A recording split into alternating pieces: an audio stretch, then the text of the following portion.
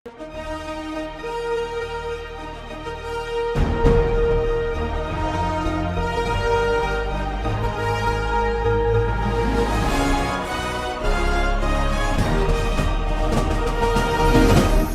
பார்த்து கொண்டிருப்பது உங்கள் ஜாஷ்வா டிவி. சகல ஜனங்களுக்கும் நற்செய்தி.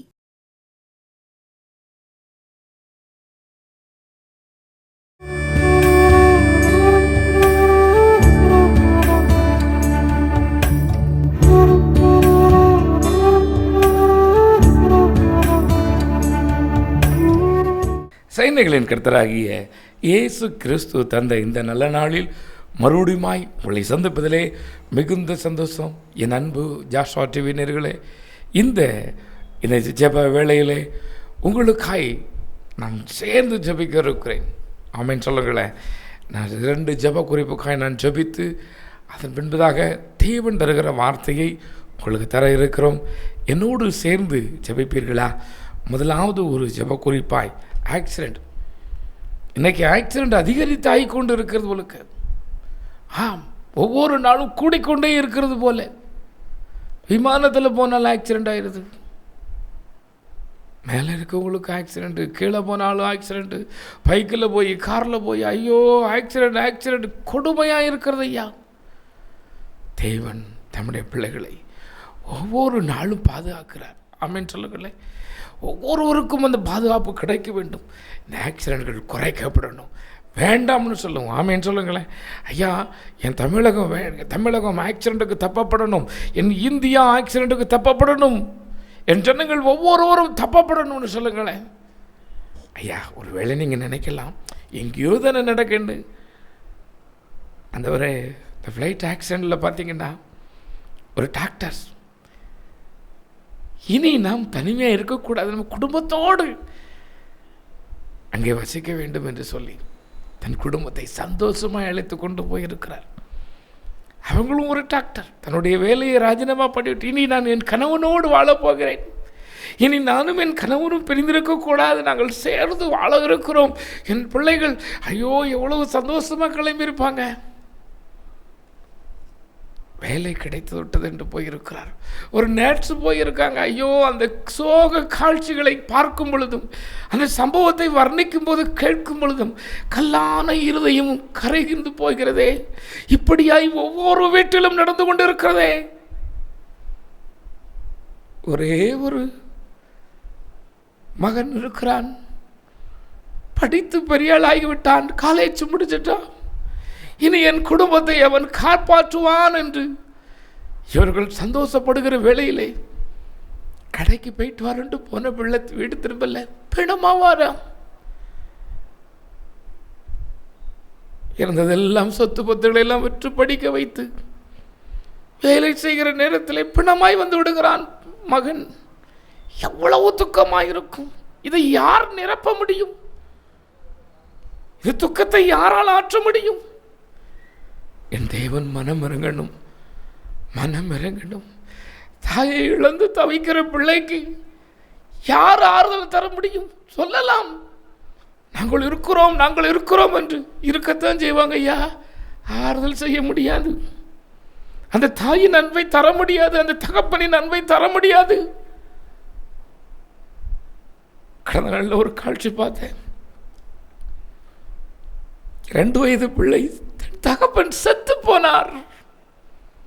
திடீரென்று அந்த மாரடைப்பினால் செத்து போனார். அந்த பிள்ளை, ஆட்கள் எல்லாம் வந்து இருக்கிறது, வந்து கதறுகிறார்கள். அந்த பிள்ளை அந்த கட்டளை சுற்றி வந்து சொல்லுது, அப்பா எதிரிங்க. அந்த பிள்ளைக்கு யார் சொல்ல முடியும்? தன் தகப்பன் இறந்து போனான், இனி திரும்ப மாட்டான், இனி அந்த முகத்தை பார்க்க முடியாது என்று யார் சொல்ல முடியும்?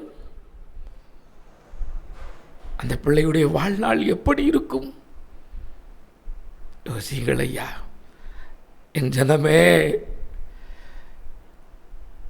நீ இயேசு கிறிஸ்துவை ஏற்றுக்கொண்டது உண்மையானால், இந்த இயேசுவை குல தெய்வமாய் சொந்தமாய் ஏற்றுக்கொண்டது உண்மையானால், உன் ஜனங்களுக்காய் உன் கண்ணீர் வடிக்கப்பட வேண்டும்.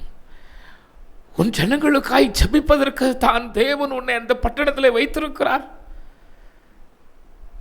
நீ இருக்கிற பட்டணம் என் ஆண்டவருடையது. எந்த பட்டணத்தில் இருந்தாலும் சரி, என் ஆண்டவர் அங்கே உன்னை உப்பாய்த்தான் வைத்திருக்கிறார். நீதான் அதற்காய் கரைய வேண்டும். சகோதரனே, சகோதரியே, அப்பா என் ஊரில் ஆக்சிடெண்ட் வேண்டாம்னு சொல்லுவீங்களா? என் ஊரில் திடீர் சாவு வேண்டாம்ப்பா. ஐயோ, இன்னைக்கு நடந்துக்கிட்டு இருக்கு திடீர் மரணம். நல்லா போய்கிட்டு இருந்தாரு, சாப்பிட்டுக்கிட்டு இருந்தாரு, தூங்கிக்கிட்டு இருந்தாரு, எந்திக்கல, திடீர் மரணம். வேதத்திலே சொல்லப்பட்டபடி திக்கி திடுக்கிட காரியம் தேசத்திலே நடக்கிறதே. தேசம் எங்கும் கூக்குரல் இருக்கிறது. ஐயோ, ஒரு புறம் இப்படி இருந்தாலும் இன்னொரு புறம் யுத்த பயம். ஒரு நாட்டுக்கு ஒரு நாடு சண்டை போட்டு ஐயோ அந்த பிள்ளைகள் கதறுகள், உணவில்லையே, தகப்பன் இல்லையே, தாய் இல்லையே என்று. என் எஜமான் வேதத்திலே சொன்னபடி தேசத்துக்கு விரோதமாய் தேசம், ராஜ்யத்துக்கு விரோதமாய் ராஜ்யம், பஞ்சம், கொள்ளை நோய், பூமி அதிர்ச்சி எல்லாம் வந்து கொண்டு இருக்கிறதே. இன்னும் உங்கள் இருதயத்தை நீங்கள் கடினப்படுத்தி கொண்டு இருக்கிறீர்களோ? நீங்கள் சுகமாய் வாழ்கிறேன் எண்ணுகிறீர்களோ? யாரிடம் நீங்கள் ஒப்பந்தம் போட்டு இருக்கிறீர்கள்? உங்கள் வாழ்வு இத்தனை நாள் என்று நீங்கள் யாரிடம் ஒப்பந்தம் போட்டு இருக்கிறீர்கள்? எதுக்கெல்லாமோ கேரண்டி இருக்குது. மனுஷனுக்கு கேரண்டி இருக்குதா? இவ்வளவு நாள் இருப்பீங்க அப்படின்னு சொல்லி கேரண்டி இருக்குதா? இல்லம்மா, இல்லையா. தேவனிடத்தில் கெஞ்சுங்கள். நீதியுள்ள நியாயாதிபதியிடத்தில் இரக்கத்துக்கு கெஞ்சுங்கள். எங்கள் சொந்தங்கள் பாதுகாக்கப்படட்டும் அப்பா. என் ஊரின் ஜனங்கள் பாதுகாக்கப்படட்டும் ஆண்டவரே. இயேசுவே, சொல்லுங்கம்மா, சொல்லுங்க ஐயா. நீங்கள் எந்த நாட்டில் பார்த்துக்கிட்டு இருந்தாலும் சரி, எந்த மாநிலத்தில் பார்த்துக்கிட்டு இருந்தாலும் சரி, உங்கள் இருதயத்தில் கை வைத்து என் நிஜமான இடத்தில் கேட்பீர்களா? எப்பா, என்னை இந்த ஊரில் வச்சுருக்கீங்கப்பா. என் ஊரில் திடீர் சாவு வரக்கூடாது, என் ஊரில் ஆக்சிடெண்ட் வரக்கூடாது, என் ஊரில் கொள்ளை நோய் வரக்கூடாது, என் ஊருக்கு பஞ்சம் வரக்கூடாது, என் ஊருக்கு போராட்டம் கலவரம் வரக்கூடாதுன்னு சொல்லுங்க ஐயா, சொல்லுங்கம்மா. தேவன் எதிர்பார்க்கிறார். தேவனே மனதிறங்கும். நியாயப்படி எங்கள் மேல் கோபம் கொண்டிருக்கிற நிஜமானே தேவனே எங்கள் மேல் மனதிறங்கும். ஐயா, தேவ கோபாக்கினை வந்துவிட்டதோ, தேவனுடைய கோபாக்கினை வந்துவிட்டதோ. ஒரு தேசத்துக்கு அழிவு வரும், எப்பொழுது வரும் என்று வேதம் சொல்கிறது. விக்கிரக ஆராதனையும் விபச்சாரமும் பெருகும் போது வருகுமாம். ஐயோ, இன்னைக்கு விதவிதமான வழியில் என் ஜனங்களை மோசமாக்கி கொண்டிருக்கிறானே பொல்லாத பிசாசு, தந்திரமாய் விழத்தள்ளி கொண்டிருக்கிறானே. ஜெபியுங்கள் ஐயா, ஜெபியுங்கள். கர்த்தாவே மனதிறங்கும். கொள்ளை நோய் வேண்டாம், திடீர் மரணம் வேண்டாம், மனதிறங்கும். பலத்தை கருத்தில் வைக்கிறப்பா.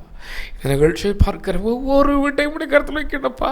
ஒருவேளை நான் சொன்னது போல திடீர் மரணத்தினால் பாதிக்கப்பட்டு சமாதானம் இல்லாது இருக்கிற குடும்பம் இதில் இருக்குமானால் தேவனே, நீங்க சமாதானத்தை தாங்க ஆண்டவரே, பலன் தாங்க டேடி. அதை தந்த ஆண்டவரே, வருத்தத்தை தாங்குவதற்கு அந்த இருதயத்துக்கு பலன் கொடுங்கப்பா, பலன் கொடுங்க.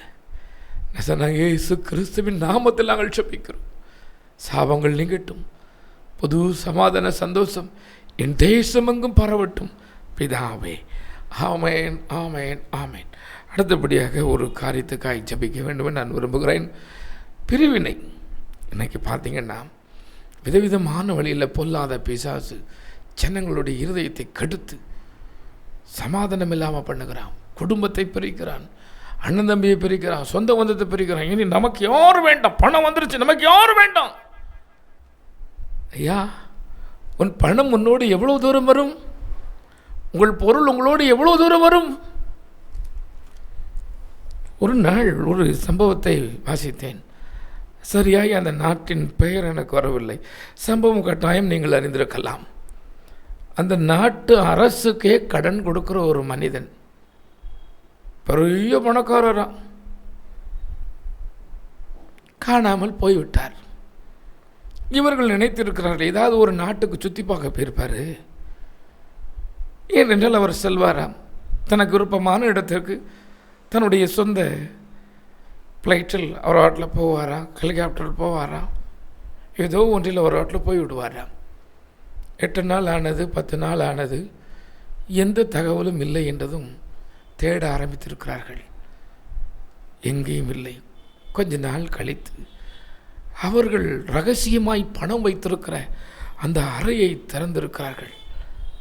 அங்கே அந்த மனிதன் எழுதியிருந்திருக்கிறான். எவ்வளவோ பணம் இருந்தது, பொருள் இருக்கிறது, என்னால் சாப்பிட முடியவில்லை. நான் வந்த அந்த கதவு திடீரென்று அடைத்து விட்டது. என்னுடைய பணத்தால் அதை திறக்க முடியவில்லை. என்னால் என்னுடைய இந்த பணத்தை என்னால் சாப்பிட முடியவில்லை. என்னுடைய இந்த பணத்தை வைத்து இனி நான் உயிர் வாழ முடியாது. என்னை ஏன் என்றால் இங்கே தேடி வரும் அளவுக்கு யாரும் இல்லை என்று எழுதியிருந்தானா. எனக்கு அன்பானவர்களே, செல்வம் வந்ததோ வரட்டும், நல்லதுதான். தேவன் தந்தது. சமாதானத்தை இழந்து போகாதீர்கள். சமாதானம் இல்லாமல், ஐயோ நிம்மதி இல்லாமல் நீ கட்டுக்கட்டா பணத்தை சேர்த்து வச்சு என்னத்துக்கு ஐயா? அம்மா, உங்கள் வீட்டில் சந்தோஷம் இல்லாமல் கிலோமீட்டர் கணக்கு இடத்த நீங்கள் வாங்கி வாங்கி போட்டு என்னத்துக்கு யாரை கொண்டு போகிறா? கட்டுக்கட்டா கிலோ கணக்கு நகை, ஐயோ வச்சுக்கோ, நல்லது. இதெல்லாம் அனுபவிக்க சமாதானம் இருக்கிறதா? வீட்டுக்கு வரையும் சந்தோஷம் வேணுமா? அது இயேசு கிறிஸ்துவால் தான் தர முடியும். அது எந்த பணமும் தர முடியாது, எந்த பொருளும் தர முடியாது. ஞாபகம் வைத்துக் கொள்ளுங்கள், சமாதானத்தை தேவன் தரணும். கண்களை மூடுங்கள்.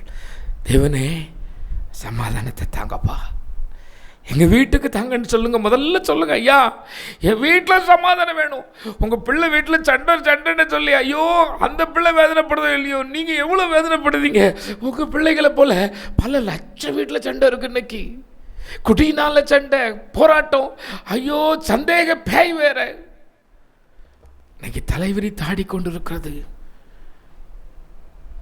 தேவனே மனதிருங்கன்னு சொல்லுங்க. சமாதானம் தாங்கப்பா. என் ஊருக்கு தாங்க டேடி, என் தேசத்துக்கு தாங்க, என் சொந்தங்களுக்கு தாங்க, இந்த நிகழ்ச்சியை பார்க்குற ஒவ்வொருவருக்கும் தாங்க. தேசத்தில் சமாதானம் நிலைத்திருக்கட்டும்.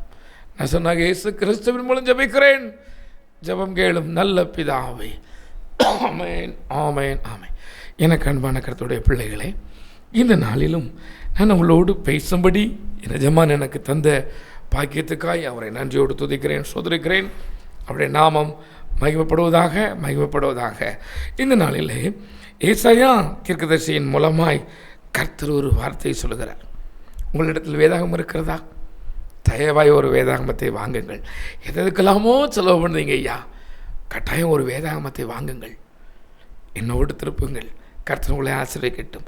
ஏசாயா தீர்க்கதரிசியின் புஸ்தகம் 6ஆம் அதிகாரம் 8வது வசனம் விதமாய் சொல்லுகிறது, யாரை நான் அனுப்புவேன், யார் நமது காரியமாய் போவார் என்று உரைக்கிற ஆண்டவருடைய சத்தத்தை கேட்டேன். அதற்கு இதோ நான் அடியேன் இருக்கிறேன், என்னை அனுப்பும் என்று ஏசாயா சொல்லுகிறார். நான் இன்றைக்கு உங்களோடு சொல்வது, யார் என் காரியமாய் போவார் என்று தேவனுடைய ஒரு துயர சத்தத்தை சுமந்து வந்திருக்கிறேன். யார் என் காரியமாய் போவார்? நீங்கள் வாகனத்தில் வரும் பொழுது உங்கள் முன் இருந்தோ பெண் இருந்தோ வேகமாய் வருவார்கள். பக்கத்தில் இருக்க சொல்லுவாங்க, எங்க போறாங்க இவ்வளவு வேகமா போறேன். சிலர் சொல்லுவார்கள், எல்லோரும் வேகமா போறாங்க ஐயா, ஆனா எங்க போறாங்கன்னு தான் தெரியல. எல்லோரும் இன்னைக்கு போறாங்க. நீங்க நினைக்கலாம் இந்த கேள்வி ஊழியத்துக்கான கேள்வி என்று. ஆம், ஊழியத்துக்கானதுதான். யார் என் காரியமாய் போவார்? ஐயா, தெருவுக்கு தெருவு, இன்னைக்கு வீதிக்கு வீதிக்கு, ஊருக்கு ஊருக்கு ஊழியர் பெருகிட்டான்னு நீ நினைக்கலாம். நினைச்சுக்கோங்க, நல்லதுதான். வேதத்தில் ஒரு வசனம் இருக்கிறது, என்னாண்டு உங்களோடு பேசுவாராக, என்னாண்டு உங்களோடு பேசுவாராக. ஐயா, கலாத்தியர்ல விதமாக இருக்கிறது, 3ஆம் அதிகாரத்திலே 3ஆம் வசனம் விதமாக இருக்கிறது, ஆவியிலே ஆரம்பம் பண்ணின நீங்கள் இப்பொழுது மாம்சத்திலே முடிவு பெறுகிறீர்களா என்று. ஆவியில தான் ஆரம்பம். இன்னைக்கு அநேகர் சொல்லிக்கொள்ளலாம், ஊழியர், நானும் ஊழியர், நானும் ஊழியர். நல்லது, நல்லதம்மா, ஊழியராக இருக்கட்டும், நல்லது. ஆனால் வந்ததின் நோக்கத்தை மறந்து போனார்களே, தாங்கள் ஒப்பு கொடுத்ததின் நோக்கத்தை மறந்து போனார்களே, தான் யார் என்பதை மறந்து போனார்களே.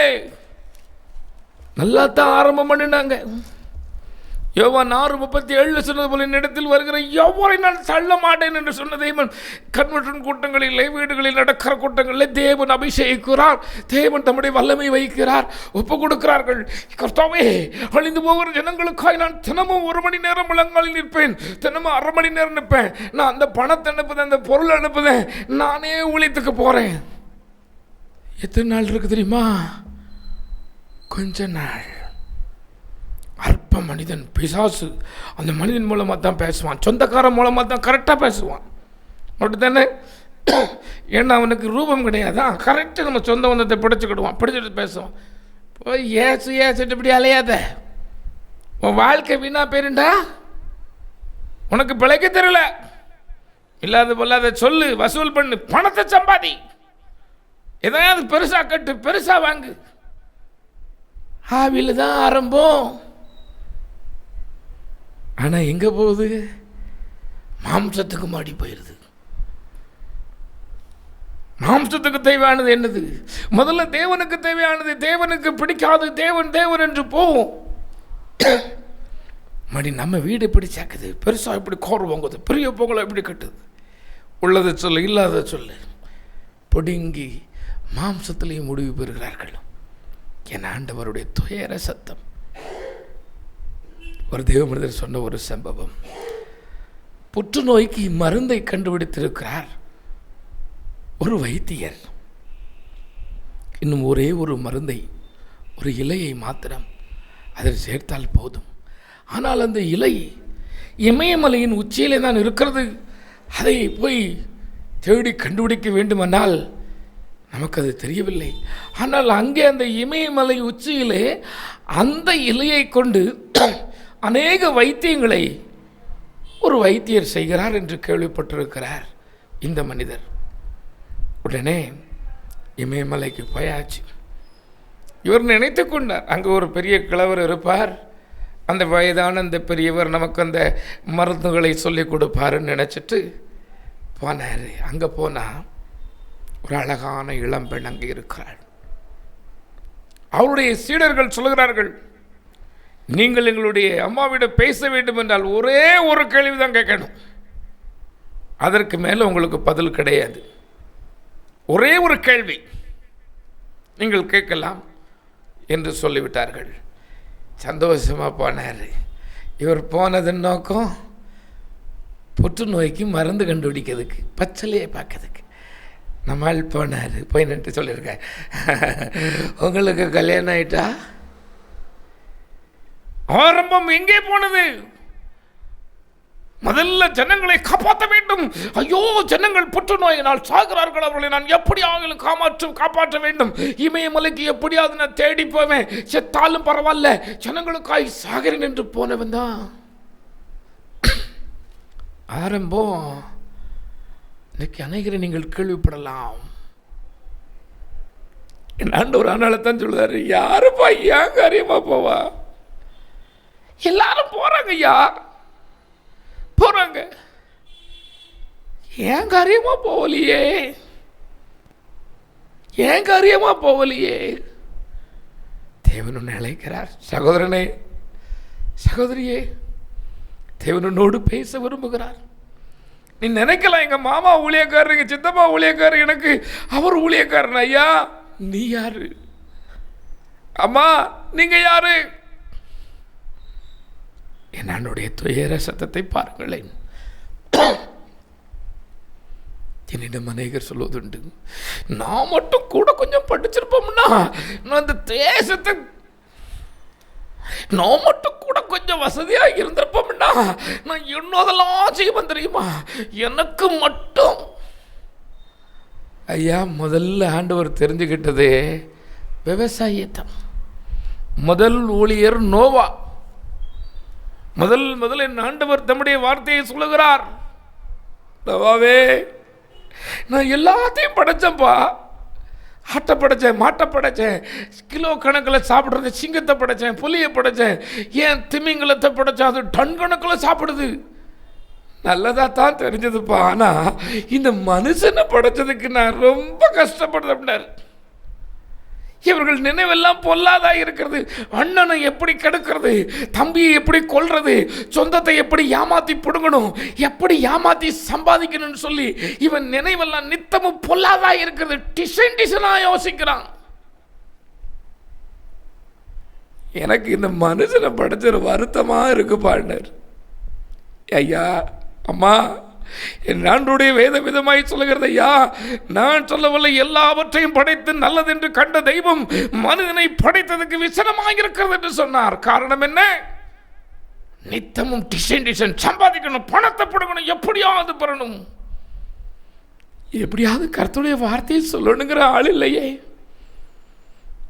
எத்தனை கணேசன்கள் கர்த்தருடைய வார்த்தையை சொல்லுகிறார்கள், எத்தனை காளிராஜ் கர்த்தருடைய வார்த்தையை சொல்லுகிறார்கள், எத்தனை நீ நினைச்சிடாத பெயர் உள்ளவங்க, நீ அற்பமா நினைக்கிறவன் கர்த்தருக்காய் எவ்வளவு வைராக்கியம் பாராட்டுகிறார். நீ பரம்பரை கிறிஸ்தவன், பரம்பரை கிறிஸ்தவன் என்று சொல்லி என்ன செய்து கொண்டு இருக்கிறீர்கள்? இந்த சேனலை நடத்துகிற அருமையான தெய்வ மனிதர் பேர் முருகன், ஊழியக்காரர். நீ 3 தலைமுறை 4 தலைமுறை கிறிஸ்டன் சொல்லிக்கிட்டு இருக்கிற ஊழியம்னா என்னன்னே தெரிய மாட்டேக்கு. கடந்த நாள் ஒரு ஹோட்டலுக்கு சாப்பிட போனேன். அதில் சப்பளை செய்கிறவர் என்னை கண்டுகொண்டார். அன்போடு என்னை உபசரித்து சொன்னார், ஐயா நானும் ஆண்டவருடைய பிள்ளைதாயா அப்படின்னாரு. நான் கொஞ்சம் அப்படியே லைவாய் பேசுகிறேன்னு வேலைக்குள்ள பார்த்துட்டு அப்படியா அப்படின்னு நினைச்சேன். ஏனென்றால் அவர் தோற்றப்படி இருக்கிறது. ஆள் மெலிந்திருக்கிறார், பெரிய வீச வைத்திருக்கிறார், ஒல்லியாகி. அவர் சொன்னார், 25 வருஷமா நான் குடிகாரையா, 4 மணிக்கே நான் குடிப்பேன்.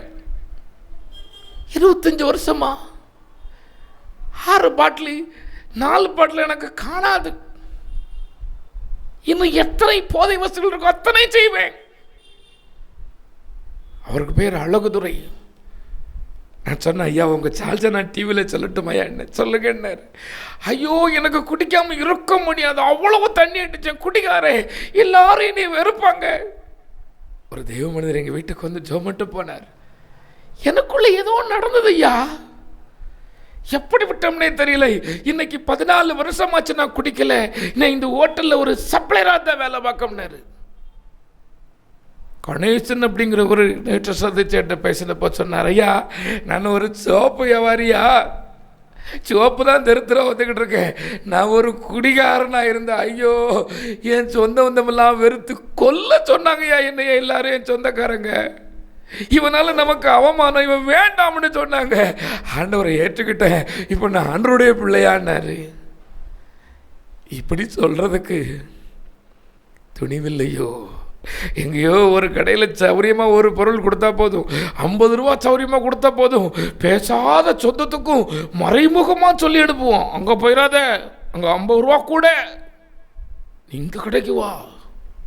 ஐயா அம்மா பணத்தை சம்பாதிக்கலாம்மா, பொருளை சம்பாதிக்கலாம் ஐயா, ஆனால் ஆத்மாவை நீ இழந்து போனேன்னா, ஐயா அந்த ரட்சிப்பை நீ இழந்து போனேன்னா இது சம்பாதிச்சதெல்லாம் வேஸ்ட் ஐயா, வேஸ்ட் அம்மா. என் ஆண்டவருடைய துயர சத்தம், யார் என் காரியமாய் போவார், யார் என் காரியமாய் போவார்? போறாங்க, அவையில தான் ஆரம்பம். நீங்க பார்த்துக்கிட்டு தானே இருக்கீங்கம்மா, ஆரம்பிச்ச இடத்த நீங்க பார்க்குறீங்க அநேகரை. அதனால் தான் ஆண்டவர் உங்களை அழைக்கிறார். நீங்கள் ஒப்பு கொடுப்பீர்கள். இப்பொழுதப்பா நான் நமக்கு உண்மையாக இருப்பேன், உமக்கு பிரியமா நான் வாழ்வேன், நான் உண்மை தைரியமா சாட்சி சொல்லுவேன். டேடி நம்ம சொல்லுவேன்னு சொல்லதுக்கு உங்களுக்கு மனசு இருக்குதா? என்னோடு சேர்ந்து சொல்லுங்களேன். கண்களை மூடுங்கள். அப்பா என்னை இதுவரை நீர் பாதுகாத்ததுக்கு நான் சாட்சி சொல்லணும்ப்பா. ஐயோ எத்தனை பிரச்சனை என் மேல வந்து மோதிச்சு, எத்தனை விதவிதமான போராட்டங்கள் வந்துச்சு. பொல்லாத சத்துருவானவன் என்னை எத்தனை முறை என்னை தள்ள பார்த்தான், கொல்ல பார்த்தான். ஆனால் நான் தப்பு வைத்து இன்றைக்கு உயிரோடு இருக்கிறேனே, அதற்கே உமக்கு நன்றி. உம்முடைய கரம் என்னை இம்மட்டும் பாதாத்ததே உமக்கு நன்றி, நன்றி, நன்றி. தேவனே, நிகழ்ச்சி பார்க்கிற ஒருவரை நான் உம்முடைய கரத்தில் வைக்கணும்ப்பா. அப்ரோஜமான மனுஷன் நான். என் இருதயத்தில் போட்டதை நான் சொல்லிட்டேன் டேடி. எனக்கு சுயமாக சொல்ல தெரியாது ஐயா. என் ஆண்டவர் சொல்கிறதைத்தான் உங்களுக்கு சொல்லுவேன். என் ஆண்டுடைய சத்தம் இது. என் காரியமாக ஒருத்தர் இல்லைம்மா, நீயாது சகோதரியே, நீயாது எனக்கு வாயா இருக்க மாட்டாயா? என் சகோதரனே, நீயாது எனக்கு ஒரு வாயா இருக்க மாட்டாயா என்று தேவன் எதிர்பார்க்கிறார்.